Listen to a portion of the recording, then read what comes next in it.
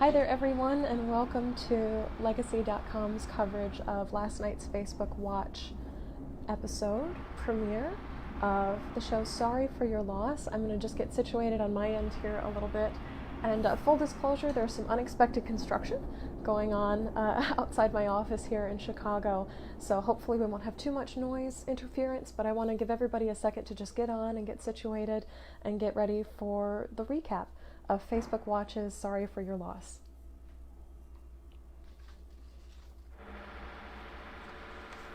And there's that construction there. Such a glorious sound in the morning of Chicago. I love it.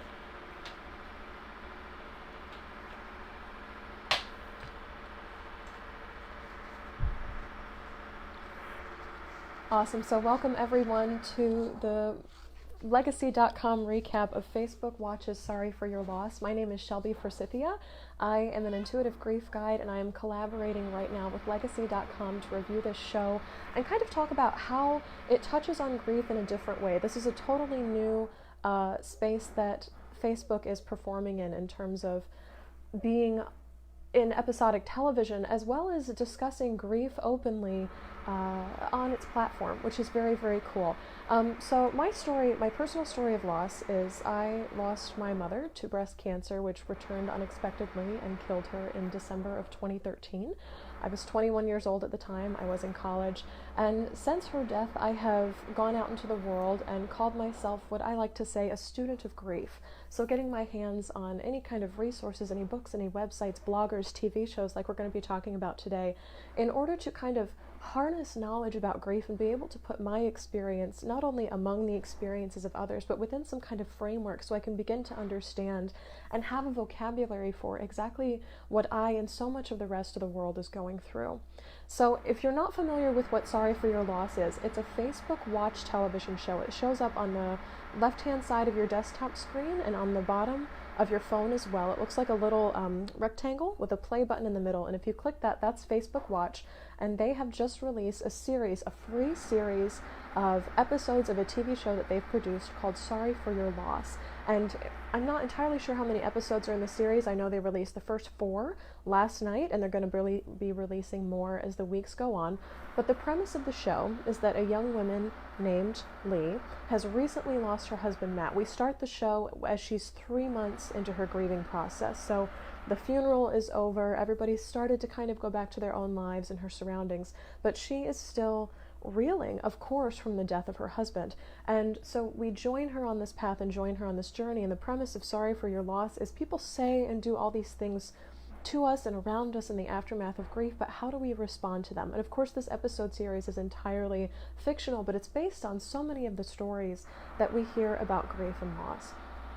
Kind of the biggest thing and the most interesting thing that I immediately noticed when I heard that Facebook Watch was doing a series on grief and loss is the correlation between Facebook COO Sheryl Sandberg, who wrote the book Option B, which I have right next to me. Yes, Tracy says the show is amazing. I agree. We're going to be talking about the first episode today.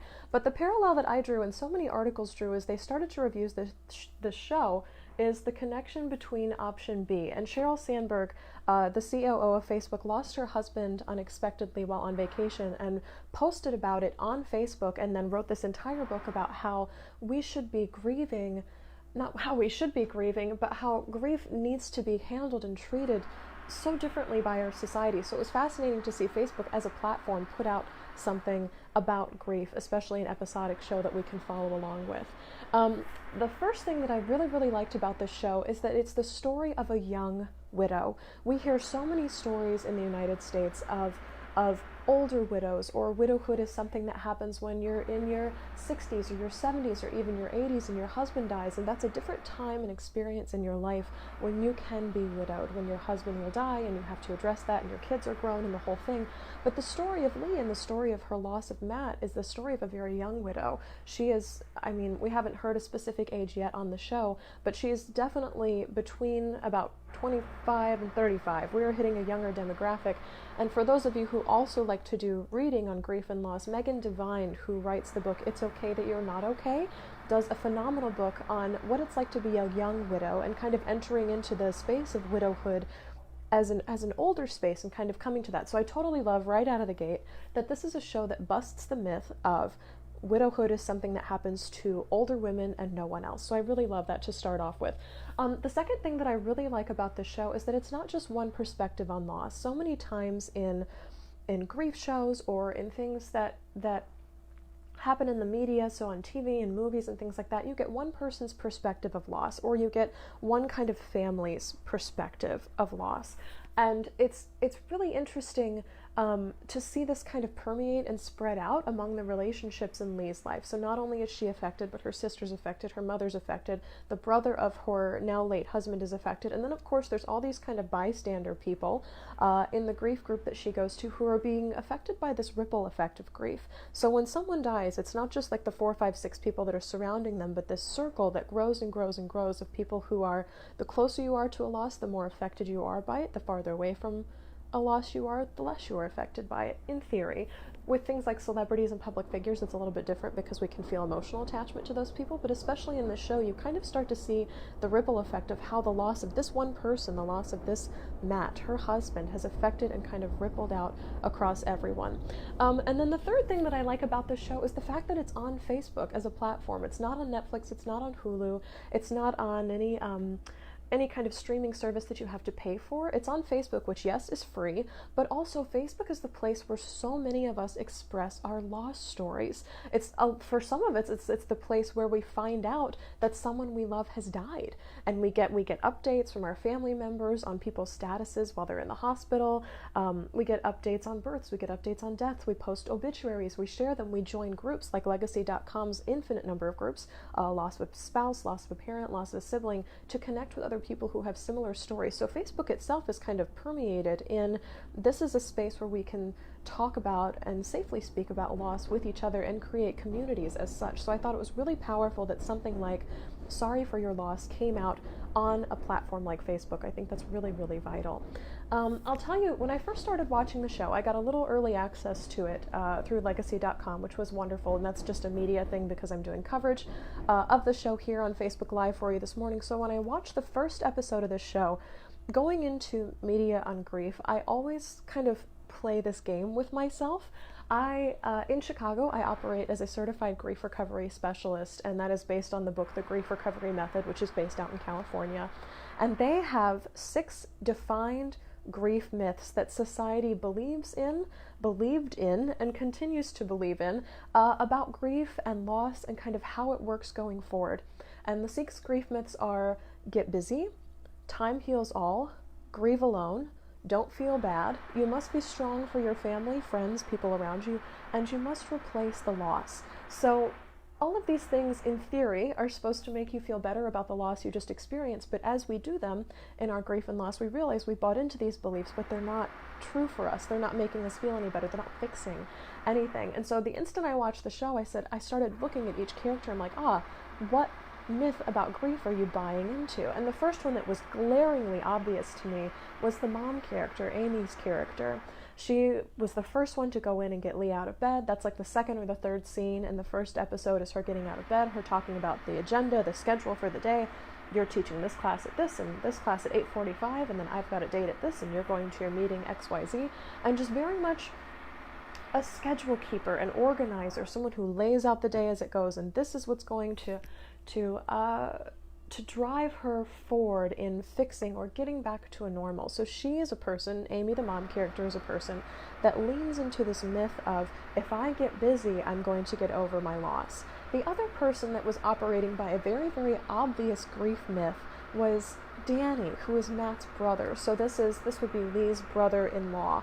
And they meet up at a grief group because they both Googled grief groups in the area, and they show up to this church and they go in and there's no donuts, and that's a whole thing where Lee breaks down about the fact that the one thing that makes her feel good all week, the donuts, which we'll come back to, is no longer happening. And so they go out for donuts, they sit on the curb together, and then he drives her back to her car in the parking lot, and as they're sitting in the car, he says out loud in the episode, and this just totally blew my mind, but I know so many of you have heard this before as well, is that my loss is objectively worse than your loss. I'm having an objectively harder time than you are right now. And instantly I was like, whoa, fire, you're starting to compare griefs right now, which is a big no-no in the world of loss. As any of you know, you cannot compare the the depth of a loss, because grief is not measured by the type of relationship you had to someone, it's by time, how long you knew them, and intensity. If it's something you held very strongly or very emotionally attached to, you're going to grieve it more than you would something that you weren't very intentionally attached to. So it was fascinating to hear him say, I'm having an objectively harder time with this than you are. And Lee's kind of curious. She's like, why would you say that? And he says, because I can never get another brother. You can get another husband. And so he is glaringly operating by this myth of you can replace the loss.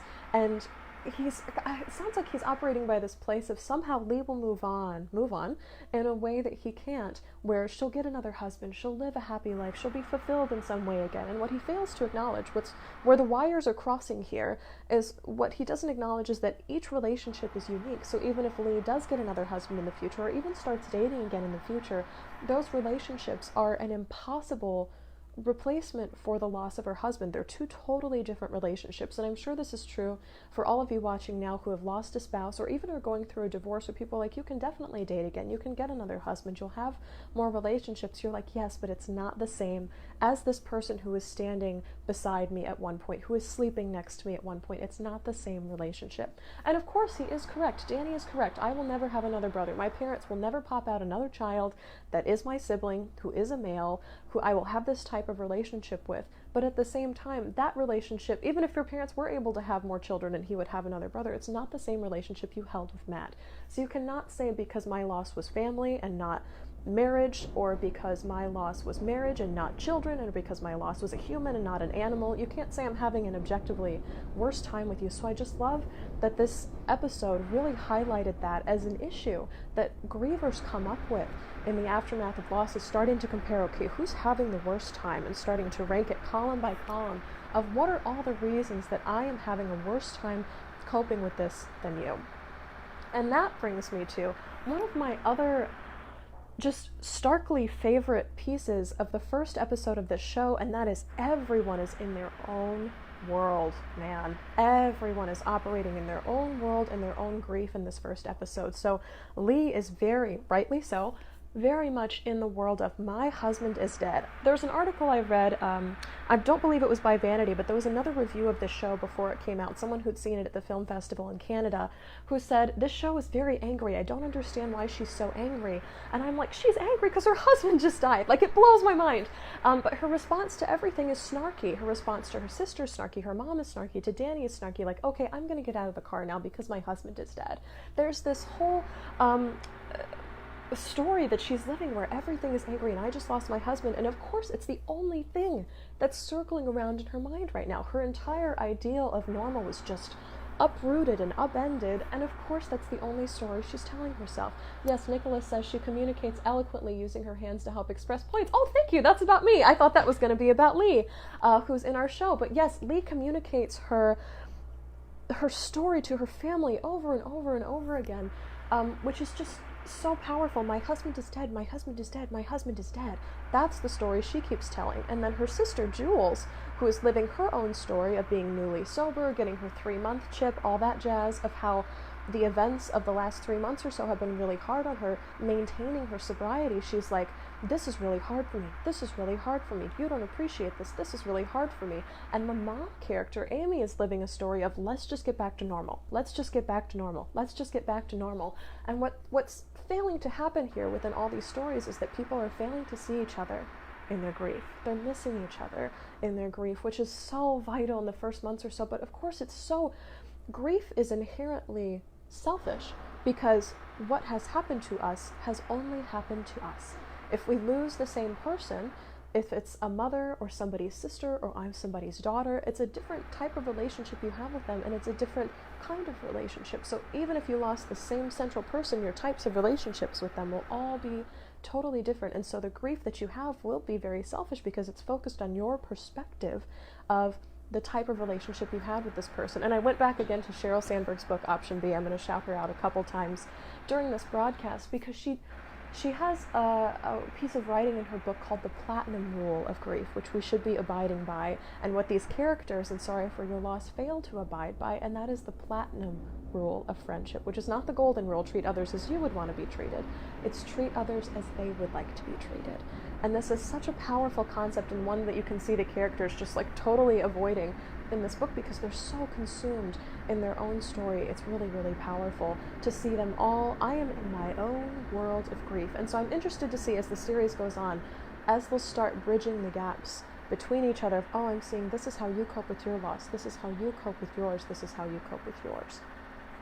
Moving into another piece of the episode that was really fascinating to me was the piece about the donuts. I thought this was both very humorous and very real. And so the gist of what happens is we hear about the donuts for the first time when Lee goes to a breakfast dinery spot with a friend of hers who's the editor of the column that she used to write for before her husband died. And she says something along the lines of like, there's nothing good in my life anymore. There's nothing worth living for. I only get one good thing a week. And her friend goes, what's that? And she says the donuts and grief group. And he's like, well, damn, that's kind of a downer. For the only good thing in your life to be the donuts that show up at grief group. And she's like, that's the only thing right now that's making me feel good. And Shelley says, I related to the donut scene so hard. And you know what, I did too. And this is really fascinating because we think that grief is so separate from things in our lives, but grief is actually really connected even to things as bizarre or as ordinary as food. And it reminded me of a passage from a book that I really, really love called You Are Not Alone by Debbie Augenthaler, and this is about another story of a woman who lost her husband. And she has a whole chapter in her book called Cinnamon Toast, and it was about the first piece of food, cinnamon toast, that tasted good to her after her husband died. She'd been eating other food. Of course, people bring casseroles, they do the whole thing after somebody dies, but sometimes there are things that just, you taste them and you're like, I can register that is good. And even if it's really high in sugar, if it's really high in fat, whatever, I don't care. That's going to be the one thing that's good for me right now. And that's okay to cling to in the aftermath of grief. And so the fact that Lee was she was banking on these donuts being at grief group, and then one day they didn't show up, it was just another thing tied into her greater world of grief. Oh, you used to be there for me, like my husband used to be there for me, and now you're not. These donuts used to be here every week. These donuts used to be here for me in a way to support me in my grief, and now they're not. There's nothing good to look forward to. You've replaced it with carrot sticks. Like, what's going on? And so that miniature breakdown and then the bonding moment that happened after that with her brother-in-law Danny, I just thought was so human and so powerful and so interesting in the realm of the story, and was a big marker too to how grief kind of permeates. Sometimes what makes us feel good will show up in food, sometimes it shows up in music, sometimes it shows up with conversations with a loved one, sometimes it shows up in sleep, like a really good night of sleep. And so it's interesting how what makes us feel good changes over time. So that was really interesting. Tracy says, losing my mother and her mother are still a very intense loss in my life. Yes, absolutely, of course. I totally hear you on that. I kind of want to segue to, in Sorry for Your Loss, there are a couple things that I have questions about. So this is less of a critique about the show, and more of a let's see where that goes. And this is, I really want to talk about now the I thought you were going to die scene, the scene where she's driving in the rain. And so close to the end of the episode, about 3/4 to like 7/8 of the way through the half-hour first episode, Matt goes out drinking with his brother Danny. He's still alive at the time. This is the flashback that Lee is having, and he doesn't come home. It's 4 a.m. Lee's been writing a column on her sofa, and she falls asleep, and she wakes up. It's 4 a.m, and Matt's not home, and so she panics. And she calls Matt twice. He doesn't pick up.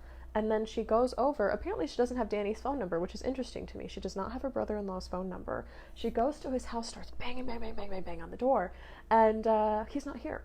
Matt's not here. He told me he was going to drive home. Was he okay to drive? Yeah, sure. Yeah, he was okay to drive. He said he had to get home to you. Well, he's not home. What do I do? And immediately she goes into this tailspin, frantically driving, searching the streets. It's pouring down rain, and she sees his parked car, and she sees him slumped over in the driveway. Here's me the first time I was watching this episode. I was like, oh my God, this is where she finds him dead. No, it just turns out he's sleeping, so he doesn't drive drunk. He's parked the car somewhere in a parking lot or on the side of the road. He's sleeping off the alcohol before he drives home to see her, and he had fallen asleep in the front seat of the car, and he gets out of the car, and she starts weeping uncontrollably of please don't die, I don't know what I would do if you die, I thought you were dead. He's like, I was just sleeping off the alcohol and waiting to drive home and all that jazz. And she was so consumed with, I thought you were dead, you cannot die, I thought you were dead, you can never die, please tell me you'll never die. And this was interesting to me because I suppose in my own perspective, this seemed very like paranoid. Like we've jumped from he's not home to, oh, he's probably dead. And this is kind of like us grievers to assume the worst case scenario, but this is before his death. So I'm kind of curious as to what happened in her life previous to the death of Matt that has made her so anxious, so paranoid, so I'm holding my breath, someone is dead. Someone is dying, someone is going to die. And it's really interesting because as the scene was happening, I was like, yes, I've had moments in my life where lovers or loved ones have not come home and I've been really paranoid that they have died. But something in me will be like, go to sleep, wake up. If they're still not here, call the police. There's been a softer kind of, maybe I just don't care as much, which is, I don't think is an accurate read on my relationships with other people, but it was interesting to me to just see this frantic level of paranoia that she had for his life. And then again, there's this relationship that she has with her brother-in-law, Danny, that's not good. So I'm kind of wondering what has happened in her story to kind of predate this breath holding when it comes to what will I do if Matt dies? Matt can never die before me.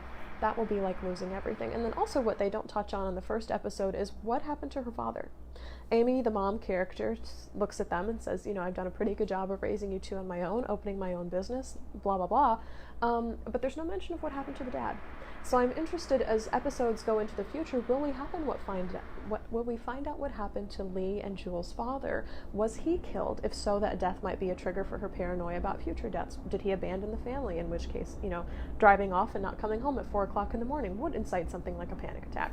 So it's just, I'm interested to see how that unfolds. That's going to be totally new. And I'm also interested to see kind of updates and developments on Jules' sobriety, whether or not she maintains sobriety throughout the series, or Amy's relationship. She mentioned really quick in the beginning, I'm not sure if all of you caught this, that she had an eHarmony date that night. So I'm interested to see if we'll get to see any of those eHarmony dates with her as a mom and an older woman going out on dates, and how her daughter, as someone who just lost a husband, will react to a mom finding a new man in her life.